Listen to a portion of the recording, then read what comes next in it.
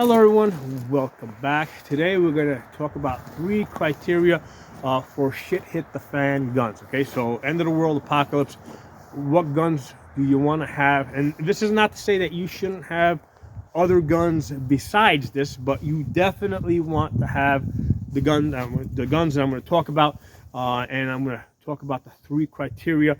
And I have mentioned this before in other videos, but I wanted to make this a headline item. Okay, so first criteria, the gun has to be reliable.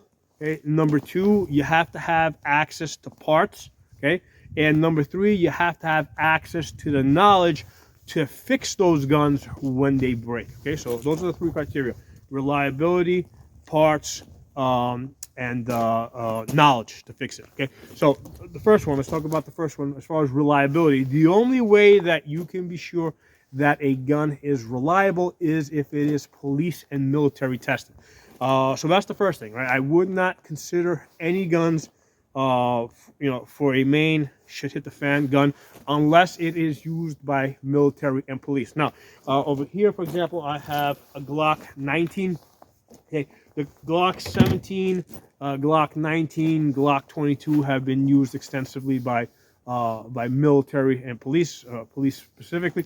But the experience that those 3 models have, right, does not transfer over to the Glock 43. Okay, that's not something that they, that's more of a, an off-duty carry type of gun. Now I carry a Glock 43. Okay, but again, I'm just saying that even though I have it, that wouldn't be my first choice for a shit hit the fan gun. The gun has to be military and police tested over an extended period of time. Now you might say that you have some off-brand that is, or off-model, right? Because even within the same manufacturer, you might have some model that is not used by military and police, and you might say, hey, I got like thousands of rounds on it, and it is, and that you've seen that it is reliable. But under what conditions do you shoot it on? Do you only shoot it when it's nice out and sunny? Okay, like right now, it's 14 degrees as I stand here talking to you guys. Have you shot it when it's like negative 10 degrees? Okay, do you shoot it when it's raining? Do you shoot it when it's snowing? Do you shoot it, on a really hot day? So, most people out there don't shoot guns often enough, and that includes people that go to the range every week. All right, unless you're pretty much shooting guns every day around the, and you live in a climate, right, like I am over here, where you got really cold winters, you got hot summers, you got rainy seasons, you got dry seasons. Unless you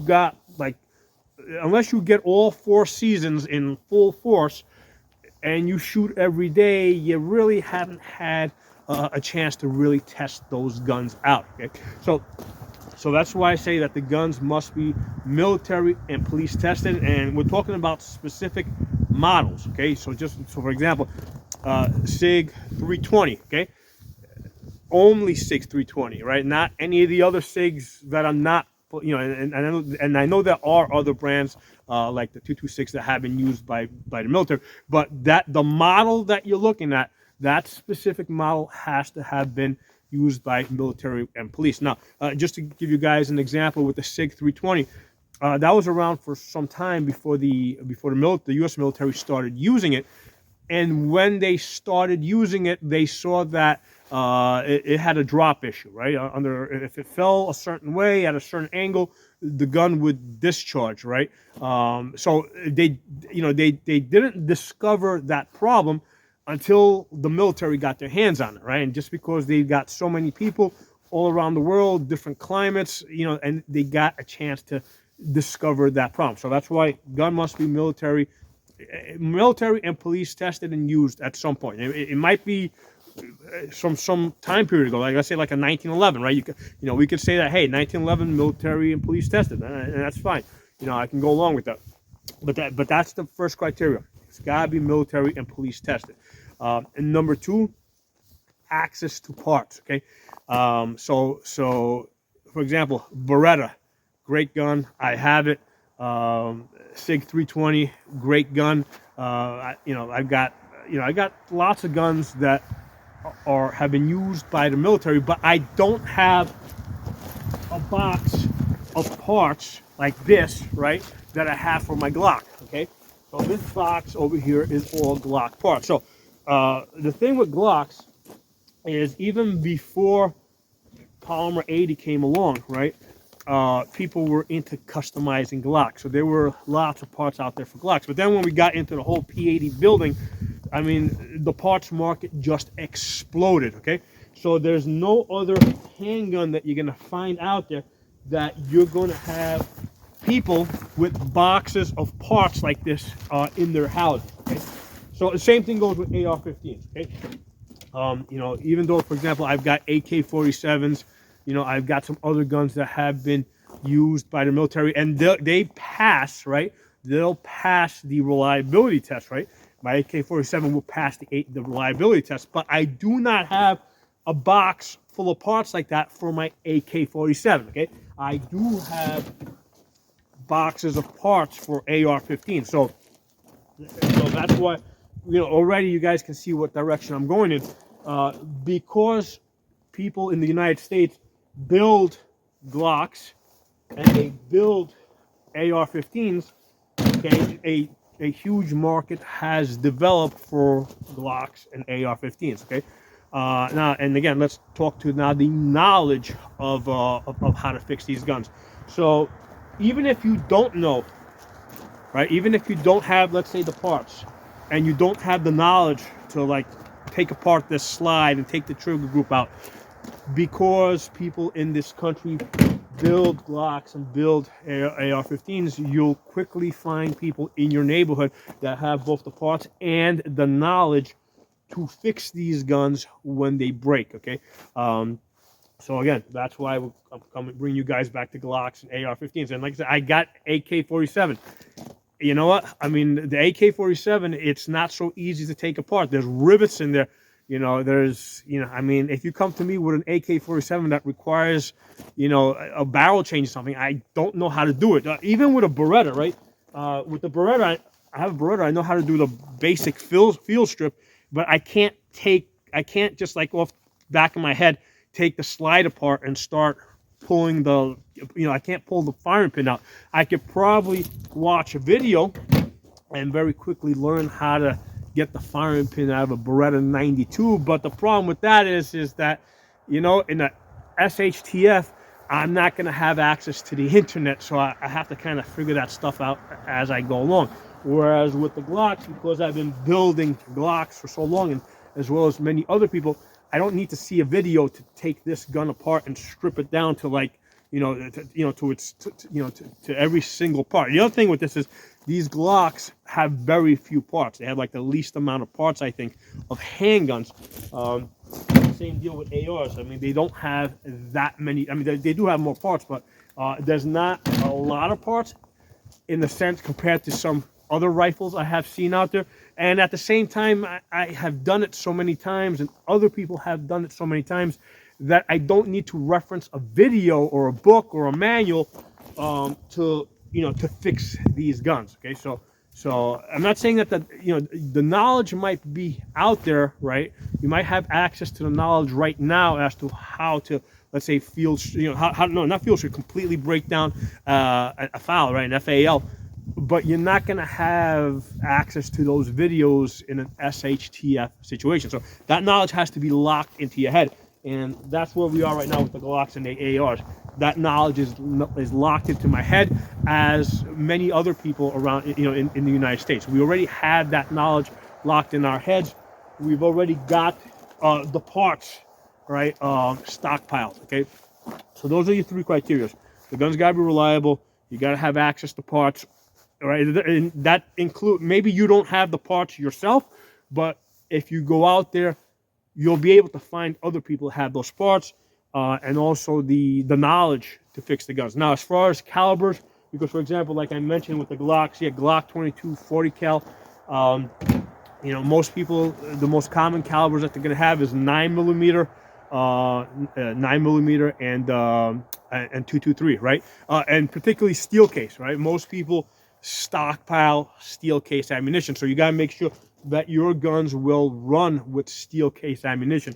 Now, I've got guns, for example, that they're like really light recoil. I got like a light recoiling AR, but I know that I can get that to shoot steel case by just throwing in a lighter buffer weight. Okay, so that's fine. Again, I got access to parts. I have the knowledge to fix it and get it to work with steel case ammunition. Okay, so but the point is here that most of the ammunition out there that's held in huge quantities at this point, a lot of it's going to be steel case ammunition. And also, if you go to trade with people, I'm going to trade away my steel case before I trade away my brass. Okay, so expect to be receiving steel case ammunition. Make sure that your guns will run on that steel case ammunition. As far as 22s, the great thing about the 22s is, 22 long rifle is the same diameter as a 5.56, 5.56 millimeter that these AR shoot. So the best thing to do is basically get a conversion bolt, and then your AR will also shoot 22 long rifle, and then you can very quickly build up a stockpile of 22 long rifle. Okay. Now, as far as how much ammunition that you should have, for your AR, you should have a minimum of 4,000 rounds. All right, I've said this before. 2,000 for practice, 2,000 for use. So it could be, let's say, 2,000 rounds of brass and 2,000 rounds of steel case. And out of that 2,000 rounds of brass, I would get some match. I would want, let's say, 500 rounds of that or 300 rounds of that to be match grade ammo so that you can do some distant shooting. On the 9mm side, at least 2,000 rounds, ideally 4,000 rounds. But now that's just a starting point, right? So when I say 4,000 rounds AR, 2,000 rounds 9mm, that's just a starting point. Especially if you plan to trade, right? You're gonna want to get your inventory up into the tens of thousands, right? So 50,000 rounds, right? Because if you're gonna be trading, you gotta have enough ammunition so that you can trade, but at the same time be able to use yourself. So start thinking in those terms. Get yourself up to 10,000, and then from there work your way up to much bigger numbers. Okay. Now, one of the things I have heard of is that, hey, during times of crisis, it's really hard to get popular guns like AR-15s and Glocks, and it's very hard to get popular calibers like 9mm and 5.56, 223, or 22 long rifle. Okay, and the answer to that is don't wait until you're in a crisis situation. Of course, you're not going to be able to find ammunition, right? That's the stuff that you buy well in advance and stockpile it. Okay, the other counter argument I have heard is that looters are very likely to be looking for the popular guns and the popular calibers, and to that I say, hey, looters are going to loot, man. They're going to come in, they're going to just take, if they can get in there, if they find you unarmed, they're going to take everything, regardless whether it's a popular caliber or not a popular caliber. So that's just a non-issue. Okay, we have to, as far as looters, we have to think from the perspective of our ability to defend ourselves against those looters, not trying to get guns or ammunition that we think might be, less interesting to them. Okay. So basically that brings us back to AR-15s and Glocks in calibers, 5.56 and 9mm. Okay. That's I think the best thing to do. And again, you gotta prepare in advance, right? You don't wait until we're in a crisis situation. I'll give you guys an example. Back in 2020, right? It became, if you didn't know where to look, finding these popular calibers, became somewhat difficult. But at that time, and there was a period in 2020 where people were saying, hey, they were going to the gun stores and they had 10mm, right? Because prior to 2020, hardly anybody used 10mm. Many years back, it had come into favor a little bit. It became a little popular. Then it fell out of favor. But in 2020, for a short time period, it seems like that was an easy thing to get. And then people were like, okay, let's all get 10mm guns. Okay, well, that only lasted for a very short period of time. And the only reason why it became popular is because it had been sitting on the shelves for so long with dust building up on it, and nobody was using it. But once that inventory sold out, then it wasn't resupplied. So in 2021, all of a sudden, it's very hard to get 10 millimeter. Okay, so don't and here's the thing: every time something like this come around, it might be a different caliber, right? So the next time you have a crisis type of situation, it's not going to be the 10 millimeter. It might be, let's say, like the 357, or it might be a 44. It might be some other caliber that all of a sudden there's a surplus of. So you never know exactly what it's going to be, and you don't want to be chasing after that. You want to basically plan ahead of time, right? Get the popular calibers. Get the popular guns, get the ones that everybody has, that are reliable, that there's extra parts to, and that people know how to fix them. Get those guns when they're cheaper to get and when they are available. Okay, a lot of times people say, well, how about just getting guns that aren't going to break, right? Well, here's the thing: I got AKs. Okay, they all break. Okay, I've broken AKs. You shoot them enough, right? This whole ground over here is covered in shell cases. Okay, I have shot out the rifling on an AR-15 at 22,000 rounds, and it might be that, hey, an AR barrel goes to 22,000 rounds, and the way it works is in that 22,000 rounds, I had gone through 3 trigger groups, and I had gone through 3 bolt carriers, not in the sense that some part in the bolt carrier broke, whether it was extractors or the firing pin, whatever, but I had to make repairs to the fire control group and to the bolt carrier group 3 times each, okay, within those 22,000 rounds before the barrel ran out. So I know the parts are going to break. I got the spare parts. Okay, now you might say, well, why not just get an AK-47 that's not going to break? Well, here's the thing: I have an AK-47 where I broke the recoil spring in 10,000 rounds. Okay, so even AK-47s, they'll break. Now, at the time, you know what? With AK, I had bought into the hype that AKs don't break, and I didn't, at that time when it broke, I did not have a spare recoil spring for my AK-47. Okay, now I was able to get online and get a replacement one, but the point is that for the AK-47, I didn't have that replacement part because I didn't expect it to break.